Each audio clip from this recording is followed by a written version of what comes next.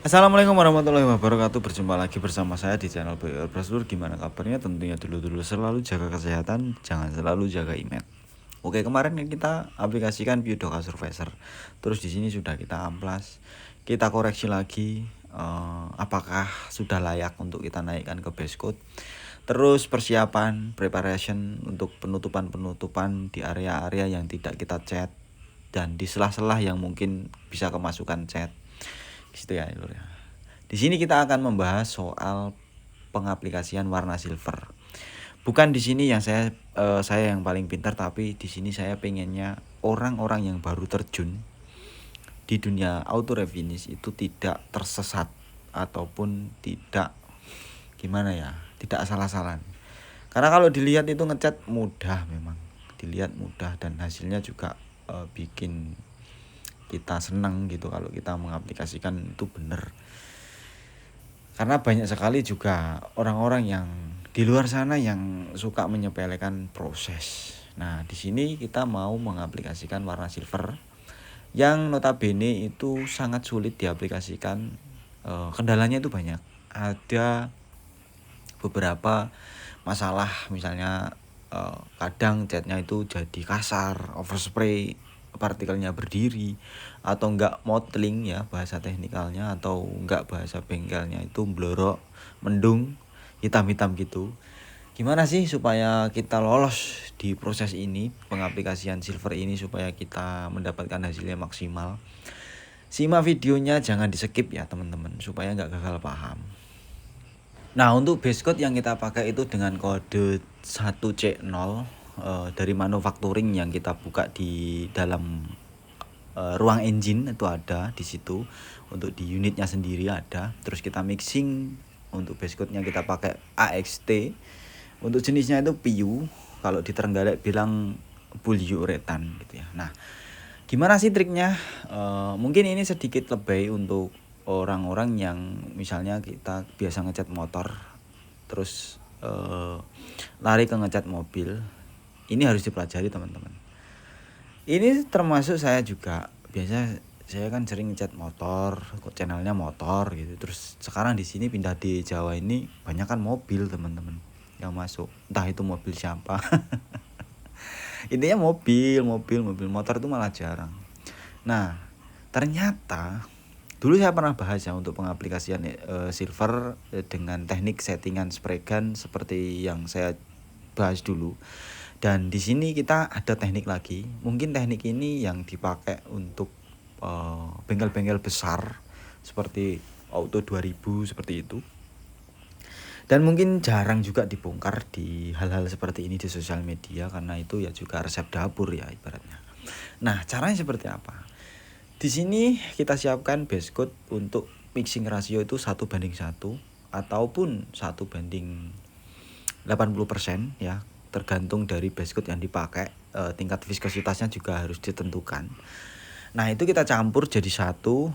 Kita siapkan satu unit ya, kita campurnya itu enggak pakai satu kali atau satu kali bikin lagi, enggak. Kita satu unit kita perkirakan kita campur satu kali. Habis itu untuk pemilihan thinner teman-teman, ini penting nih. Warna silver itu kalau bisa itu menggunakan thinner yang slow, yang penguapannya lambat, untuk menanggulangi apa? Overspray. Kalau kita pakai thinner yang fast, biasanya tingkat penguapannya terlalu cepat. Nanti partikelnya belum tertata rapi, itu dia sudah stop ya. Jadi partikel masih berdiri, dia sudah stop. Nah, akhirnya kasar gitu. Di sini ada teknik. Kita aplikasikan satu layer basah dengan catatan panel itu fit ya. Fit dalam arti di sini tidak ada indikasi-indikasi keriting. Kita aplikasikan satu layer basah jebret, habis itu kita jeda untuk pengawapan thinnernya, kita koreksi dulu. Terus kita aplikasikan lagi satu layer lagi. Intinya kita ngecat yang penting rata dulu teman-teman, rata dulu, nggak usah mikirin partikel dulu. Yang penting rata dulu, jangan sampai ada garis-garis ya. Pertama yang kita pikirkan adalah settingan spray gun.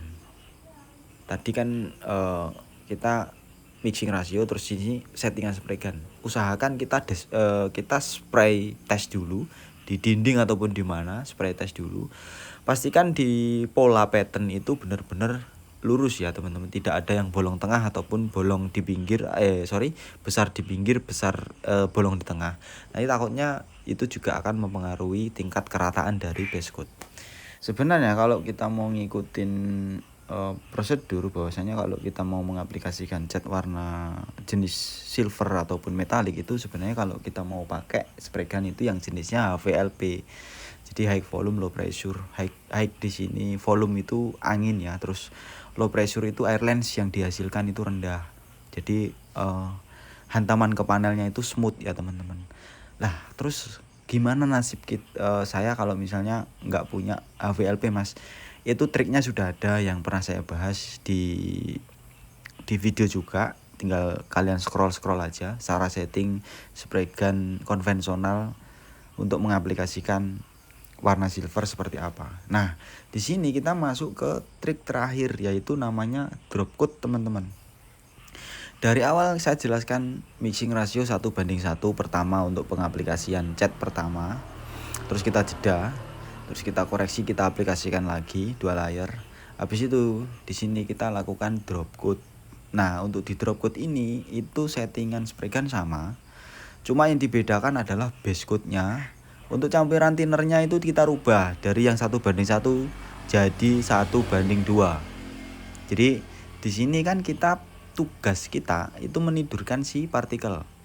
Nah, supaya partikel itu bisa tidur dengan rapi ataupun seragam, kita tambah thinner. Thinnernya masih sama. Kita tambah thinner, cuma untuk jarak aplikasi itu kita bedakan. Dari yang pertama tadi jaraknya normal di sekitar 13 atau 12 cm. Terus di yang terakhir ini itu jarak kita perjauh teman-teman. Ya namanya kan drop coat. Jadi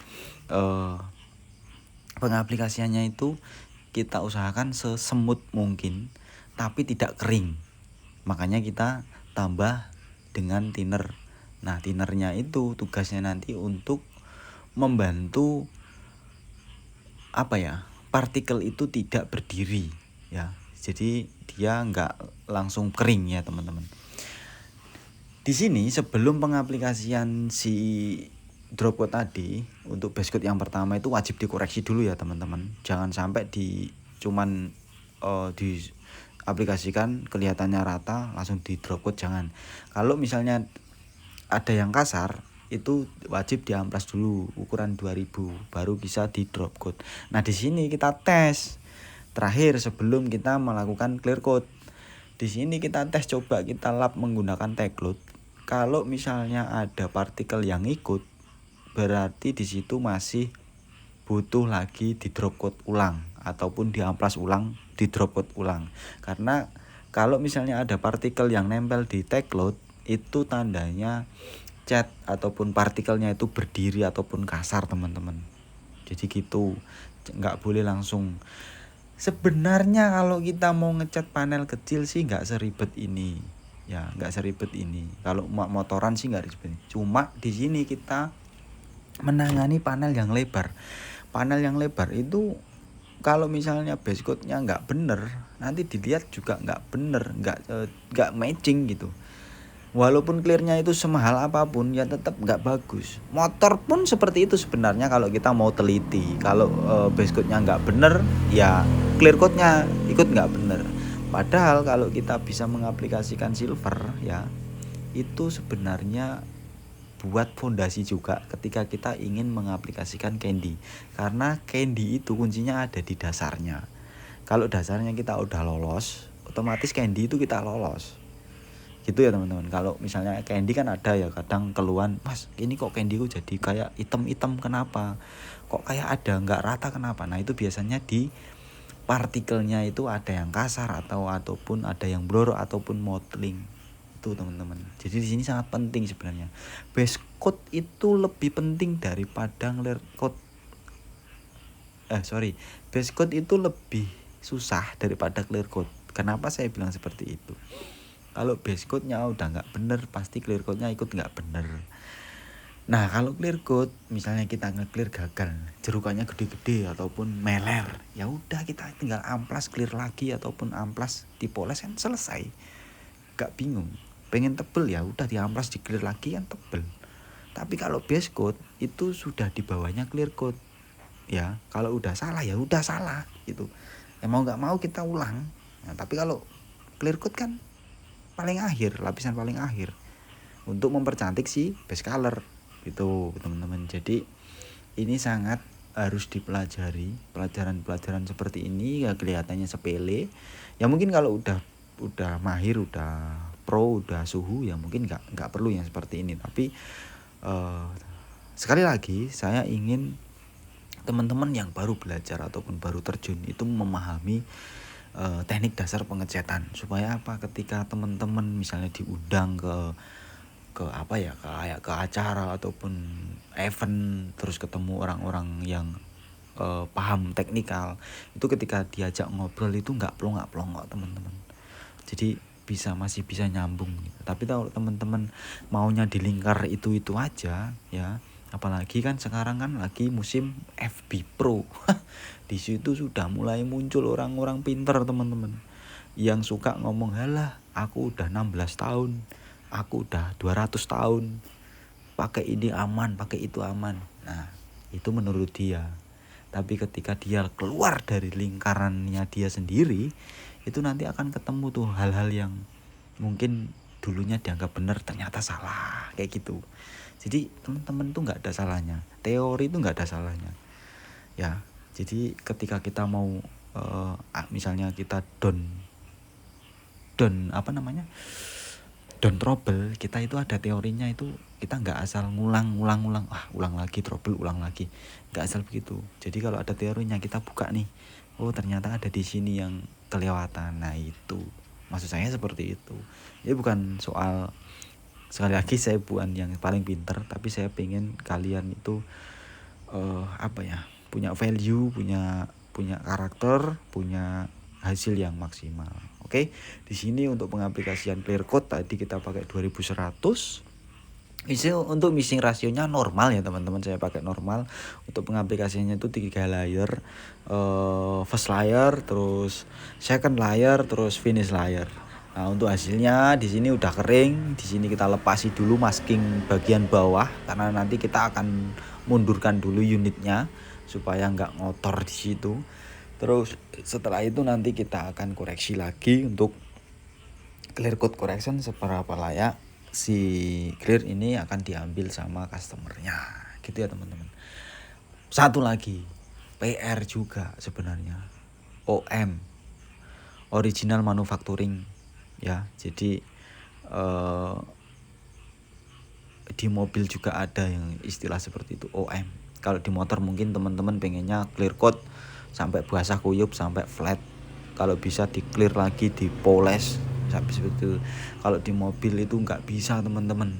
Kalau misalnya ya kalau ngecatnya full seperti ini ya itu enak, tapi kalau misalnya ngesol ataupun nyambung itu kan kita harus menyamarkan juga hasil akhirnya. Masa iya pintu depan jerukannya OM, pintu belakang terlalu kinclong kan lucu. Nanti nggak matching kan gitu. OM apa sih mas? Original Equipment Manufacturing. Jadi standar dari pabrikan gitu ya teman-teman. Oke, untuk hasilnya seperti ini sudah kita koreksi, sudah kita pasang untuk bagian-bagian aksesorisnya. Sebelum diambil nanti kita mungkin akan ya kita cuci dulu, kita pastikan dulu unitnya fit, biar supaya yang punya itu tinggal ngambil. Nah ini rahasia yang saya simpan.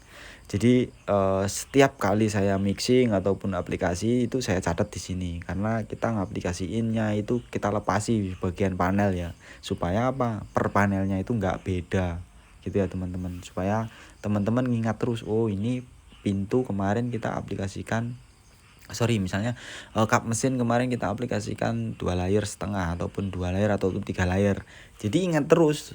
Nah, walaupun kita aplikasinya pisah-pisah, itu warna tetap matching dengan sisi yang lain. Oke, teman-teman, semoga videonya bermanfaat. Saya pamit undur diri. Kalau misalnya ada tutur kata yang kurang pas banget, Saya mohon maaf. Wassalamualaikum warahmatullahi wabarakatuh. Tetap stay di channel ini supaya kalian lebih berkembang.